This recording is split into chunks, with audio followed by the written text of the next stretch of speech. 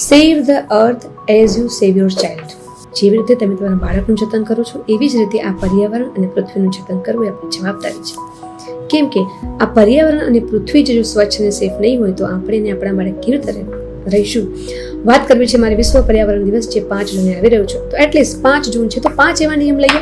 Number 1, 1 minute માટે at least આપણે આપણા ઘરની બધી જ લાઇટો બંધ કરીએ તો પણ આપણે કેટલી બધી ઇલેક્ટ્રિસિટી બચાવી રહીએ છીએ એક નાનકડા એવા પ્રયાસથી. નંબર 2, 2 પ્લાન્ટેશન કરીએ, એટલીસ્ટ 2 વૃક્ષ વાવીએ અને ખાલી વાવીને એનું જતન કરીએ. નંબર 3, તમે ક્યાંય પણ જીમમાં ટ્રેડમિલ પર ચાલો છો તો એટલીસ્ટ તમે એ દિવસે કોઈ ગાર્ડનમાં કે નોર્મલ વોકિંગ કે સાયકલિંગ કરો તો પણ તમે ઇલેક્ટ્રિસિટી બચાવી શકશો. નંબર 4, ડે ટુ ડે લાઈફમાં દરેક વ્યક્તિ ક્યાંય ને ક્યાંય પ્લાસ્ટિકનો યુઝ કરે છે. સૌથી પહેલાં તમે શાકભાજી કે ફ્રૂટ્સ લેવા જાઓ છો અને તમે જો થેલી નથી લઈ જતા તો થેલી લઈ જવાની આદત પાડો. તમે ક્યાંય બહાર જાઓ છો તો ઘરેથી પાણીની બોટલ લઈને જવાની આદત પાડો તો પ્લાસ્ટિક બચશે. ક્યાંય પણ પેકેટ ફૂડ્સ તમે અવોઇડ કરો, એની જગ્યાએ તમારા ઘરે જ બનાવેલો નાસ્તો ડબ્બામાં લઈને જાઓ. સો આવી બહુ જ બધી નાની નાની એવી આદત છે.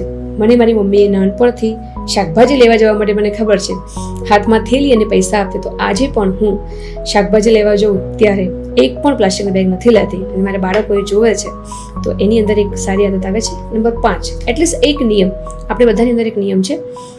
આપણે ક્યારે બ્રશ કરવાનું ભૂલીએ છીએ, બ્રેકફાસ્ટ કરીએ છીએ, લંચ કરીએ છીએ, એવી જ રીતે આપણી અંદર એક નિયમ, ખાલી એક દિવસ પૂરતું નહીં પાણી બચાવો, પણ ખાલી મારા જ ઘરનો ટપકતો નળ બંધ નહીં કરું. મને ક્યાંય પણ એવું લાગે છે કે નળ ટપકી રહ્યો છે તો હું એને બંધ કરીશ. ક્યાંય પણ એવું લાગે છે કે પાણીનો દુરુપયોગ થઈ રહ્યો છે, હું એટલીસ્ટ તેનો સદુપયોગ કરીશ.